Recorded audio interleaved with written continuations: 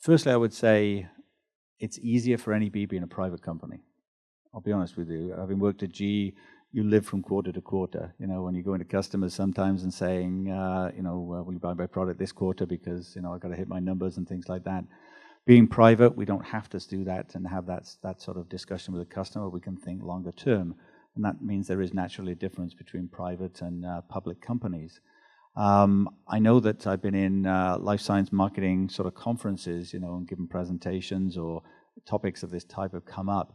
And the response is, oh, well, that's NEB, you're different, you're unique.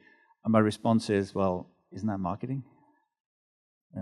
I actually don't want to be with the masses. I want to be different. I want to be unique as long as it fits with the customer needs. So, maybe there is a little bit of, I don't want to say ill feeling, but, comment that we're just different. But I look at that as a good thing.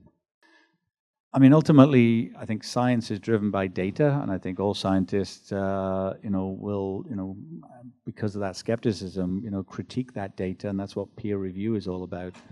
Even in science, I'm sure many of you have heard some of the challenges that, experiments are not repeatable. So somebody publishes something here, and then somebody over there tries to repeat it, and then they can't. So I think there is a big movement within the scientific community to say, how do you make science more reproducible? And part of that, I think, is being more transparent about how those experiments were carried out, what reagents they were used, and things of that nature. At the higher level, unfortunately, I don't want to get political or anything of that nature, but there are people making statements that are not based on facts.